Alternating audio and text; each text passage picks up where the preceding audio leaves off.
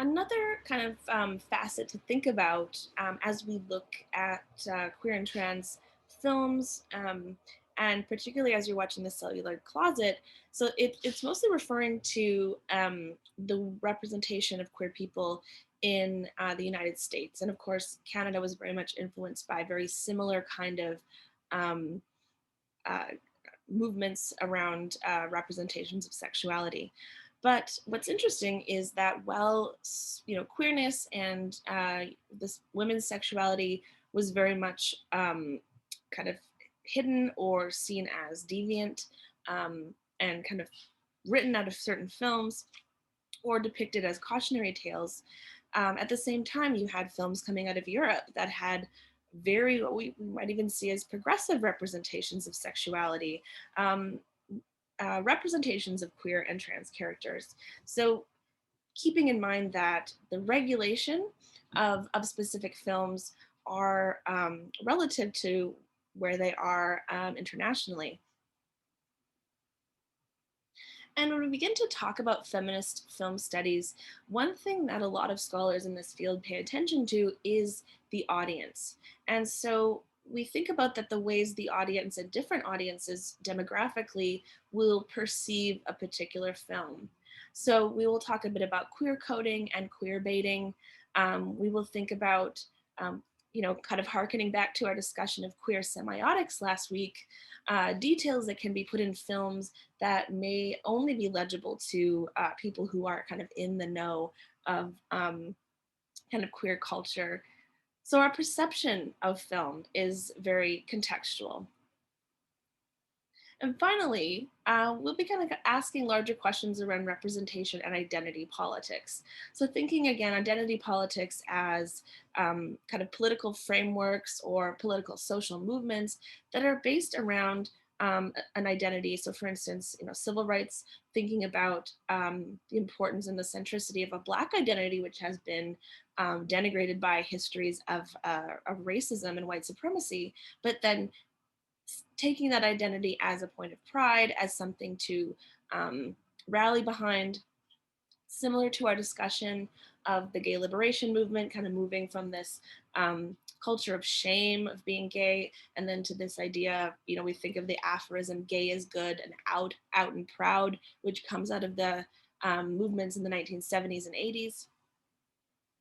And this will be very important when we're looking at Drag Race. And we've touched on this before about how representation is important, but there are limitations. How you can have a show or a film that has a diverse cast of characters, that has a variety of representation, but yet the structure of the culture around it remains the same. So, thinking about how anti Blackness works on RuPaul's Drag Race, even though there are many Black queens and performers on the show, and it is hosted by a Black drag queen. So, we'll be thinking about the dynamics of identity politics on screen and how that has changed for the past few decades.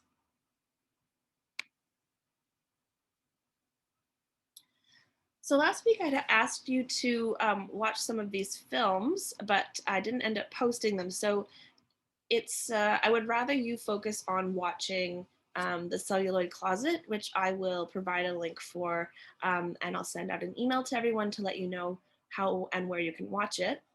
But these are just some of the many films that we see particular representation of drag, or we could even call cross dressing.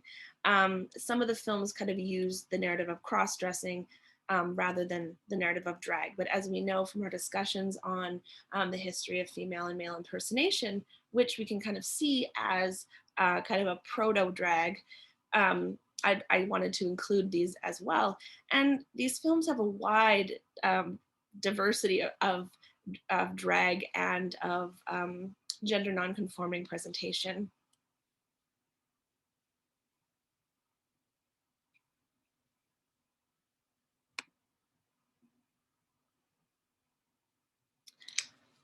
So I'll give you a bit of a brief background in feminist film theory, and these are just some of the few foundational theories that are relevant for this class and that will help us kind of think through not only the readings we had for this week, which are very much informed by feminist film theory and queer film theory, but some of the methodological perspectives and theoretical perspectives that are a part of this kind of larger body of scholarship.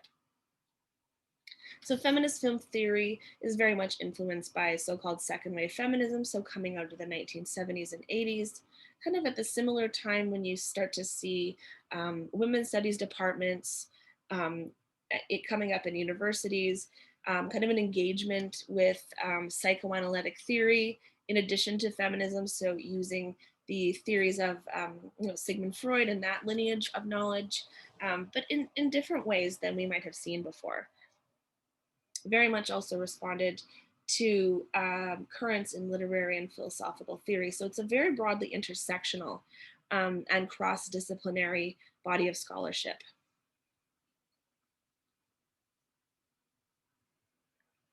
One of the foundational texts of feminist film theory is Laura Mulvey's 1973 piece, Visual Pleasure and Narrative Cinema.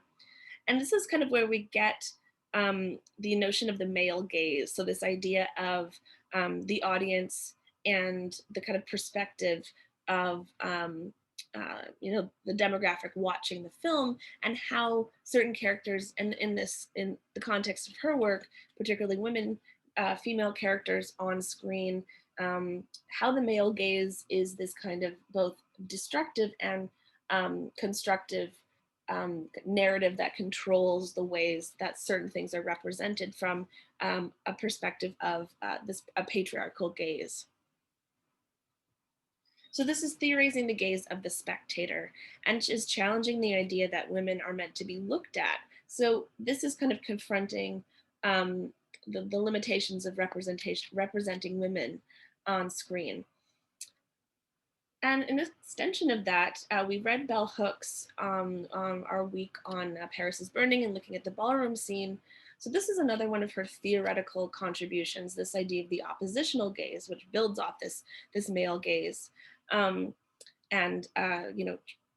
kind of includes a narrative of race, because of course the male gaze is kind of meaningless if we don't also think about the ways in which a gaze is shaped by racialization and racism.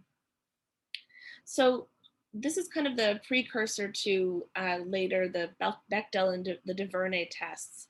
So this idea that women of color, when watching films, should not be expected to identify with characters of themselves. So that even if we have Black characters on film, and particularly I think in the 1980s when she was writing this, that characters that were Black but were written by white writers, by screenwriters, by directors, couched in this white supremacist media culture, we can't expect people of color to identify with those characters because they are created from this oppositional gaze.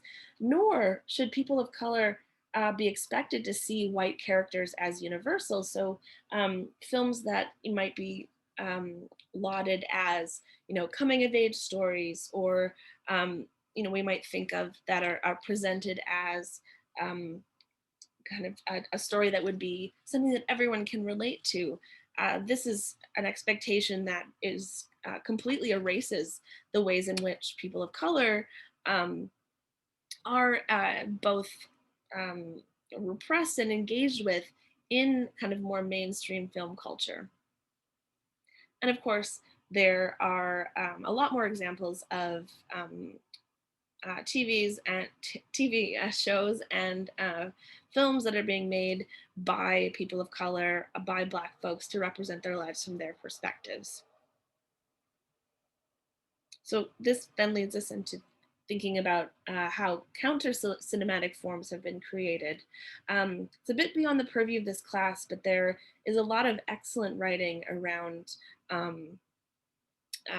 film, and that specifically talks back to, for instance, systems of white supremacy, of maybe even a feminist analysis that does not include race. So while there is a history of, using film to um, kind of to erase certain experiences, it is also a form that can be used to make those things visible and to push back against dominant narratives. And with streaming services and the internet, there's also a lot more available platforms for those counter cinematic forms to be disseminated. And many of you might have heard of the Bechdel test, which is kind of comes from this author, Alison Bechdel. And the Bechdel test is basically asking, you know, are there at least two women in a film, and do they speak to each other? And do they speak to each other about something other than a man? The DuVernay test is, of course, based on director Ava DuVernay, and kind of pushes us to think about, are there people of color on screen? Do they engage with each other? Are they more than just tokenized characters? Are they just side characters? Um, and do they function as their own kind of character, or are they there to kind of prop up or support um, a white protagonist? So we might think of how the film The Help would very likely not pass the DuVernay test. Um, so these are just kind of methodological lenses you can use to watch films, to kind of read counter narratives, to think about the way that in larger, more mainstream film culture, it's still the representation of white men is still uh, so profound that we need to be able to have these theoretical perspectives to challenge those larger systems.